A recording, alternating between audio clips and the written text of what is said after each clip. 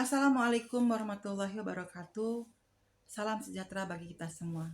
Perkenalkan, nama saya Neng Komalasari. Saya mahasiswi semester 3 dari program studi Hukum Keluarga Islam.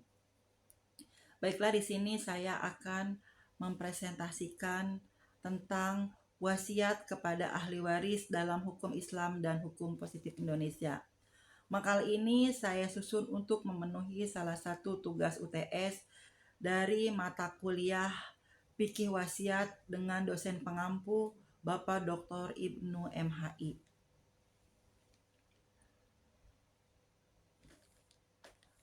Wasiat merupakan salah satu instrumen penting dalam sistem hukum kekeluargaan Islam yang berkaitan dengan pengalihan harta seseorang setelah kematiannya. Dalam hukum Islam, wasiat diposisikan sebagai bentuk kebaikan seseorang untuk memberikan manfaat kepada pihak lain setelah ia meninggal. Namun, pembahasan menjadi menarik ketika wasiat tersebut ditujukan kepada ahli waris karena mayoritas ulama sepakat bahwa wasiat kepada ahli waris tidak diperbolehkan kecuali atas persetujuan ahli waris lainnya.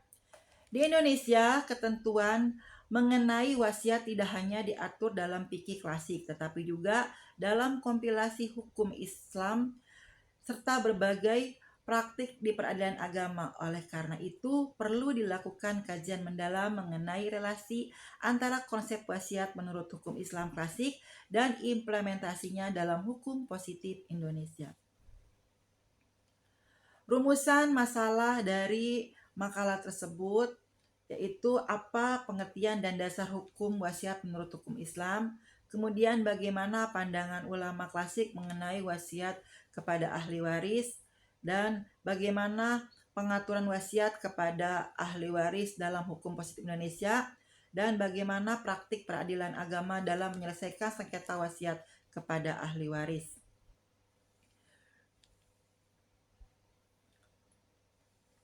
Kajian teoritis tentang wasiat dalam hukum Islam. Secara etimologis, wasiat berasal dari kata wasiyah, al-wasiyah, yang berarti pesan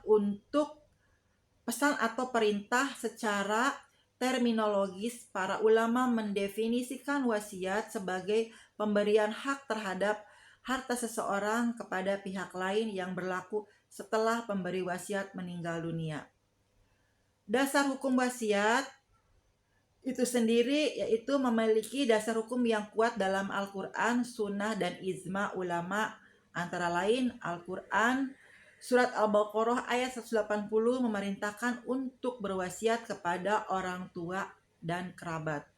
Sedangkan hadis Rasulullah Shallallahu Alaihi Wasallam bersabda, tidak patut bagi seorang muslim yang memiliki sesuatu yang hendak diwasiatkan bermalam 2 hari kecuali wasiatnya tertulis. Sedangkan pendapat atau ijma dari para ulama sepakat tidak disyariatkan wasiat. Rukun dan syarat wasiat itu sendiri, yang pertama pewasiat, kemudian penerima wasiat, yang ketiga harta yang diwasiatkan, dan yang terakhir lapal wasiat. Batas maksimal wasiat. Mayoritas ulama berpendapat bahwa batas maksimal wasiat adalah sepertiga dari seluruh harta peninggalan setelah dikurangi utang dan biaya perawatan jenazah. Kemudian konsep wasiat kepada ahli waris menurut hukum fikih Islam. Yang pertama, ketentuan umum wasiat kepada ahli waris. Dalam fikih Islam terdapat ketentuan yang sangat dikenal, yaitu la wasiyata li waris, tidak ada wasiat bagi ahli waris. Hadis ini dijadikan dasar bahwa pada prinsipnya wasiat kepada ahli waris tidak diperbolehkan.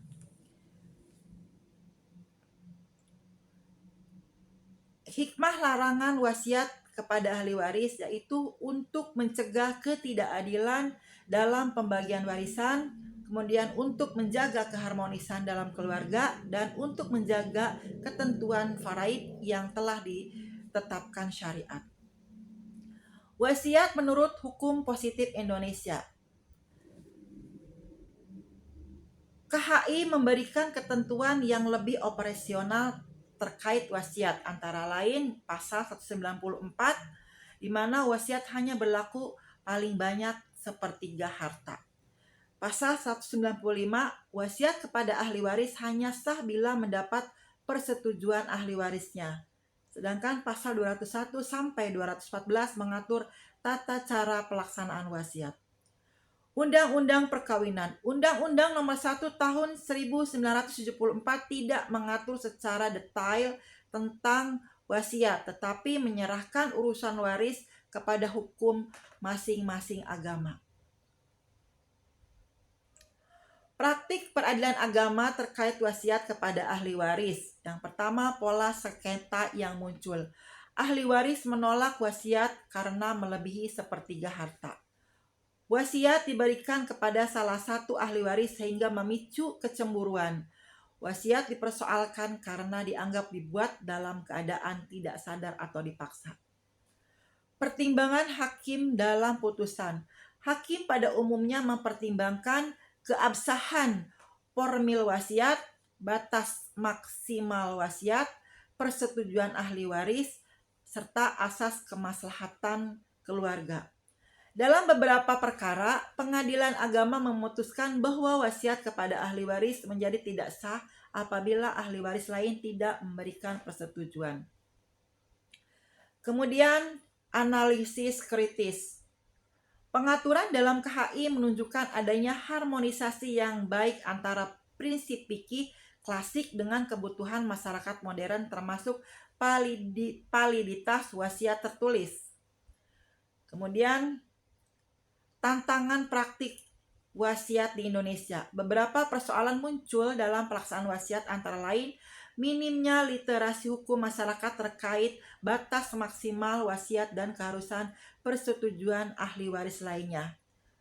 Lalu pembuatan wasiat yang tidak tertulis sehingga menimbulkan perdebatan dalam pembuktian. Wasiat yang diberikan dalam keadaan terpaksa atau tidak sadar yang kemudian memicu sengketa. Serta ketidaksesuaian antara hukum adat, hukum Islam, dan hukum positif yang terkadang membingungkan masyarakat dalam menentukan dasar hukum.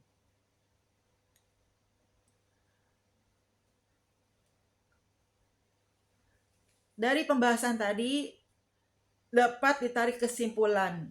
Berdasarkan pembahasan yang telah diuraikan, dapat disimpulkan bahwa wasiat merupakan instrumen penting dalam hukum Islam dan harus dilaksanakan sesuai ketentuan syariah.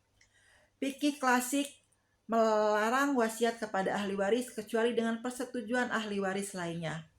Hukum positif Indonesia melalui KHI mengadopsi prinsip yang sama sekaligus memberikan mekanisme administratif yang jelas tentang wasiat. Praktik di pengadilan agama menunjukkan bahwa sengketa wasiat masih sering terjadi karena kurangnya bukti tertulis dan minimnya pemahaman hukum masyarakat, serta diperlukan edukasi dan penguatan regulasi agar wasiat dapat menjadi sarana kemaslahatan, bukan sumber konflik dalam keluarga.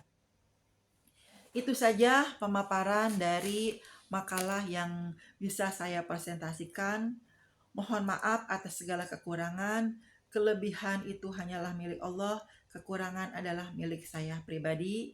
Sekali lagi saya mohon maaf atas segala kekurangannya. Saya akhiri, wabillahi taufiq wal hidayah. Wassalamualaikum warahmatullahi wabarakatuh.